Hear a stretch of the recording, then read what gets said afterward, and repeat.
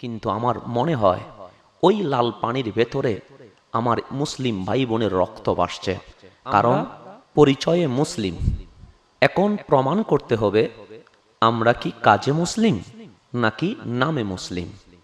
এই মুসলমানের দেশে যখন ইসরায়েলি পণ্য আদান প্রদান ক্রয় বিক্রয় হয়, তখন বলতে ইচ্ছে হয় আমরা নামে মুসলিম কিন্তু কাজে মুসলিম হতে পারিনি।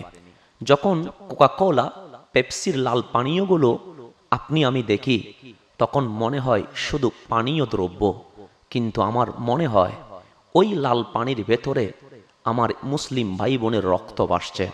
কারণ তাদের লাভ্যাংশের টাকা দিয়ে অস্ত্র কেনা হয়, আর সেই অস্ত্র দিয়ে আমাদের পবিত্র স্থান মসজিদে আকসা রক্তাক্ত হয়, ফিলিস্তিনের ভূমি রক্তে রঞ্জিত হয়। তাই মুসলিম হিসেবে আমাদের দায়িত্ব ইসরায়েলি পণ্য বয়কট করা। আজ থেকে আমাদের স্লোগান হবে কোকাকোলা, পেপসি সহ যত ইসরায়েলি পণ্য সামগ্রী আছে সকল কিছু আমরা বয়কট করব। এটাই আমাদের ঈমানি দাবি।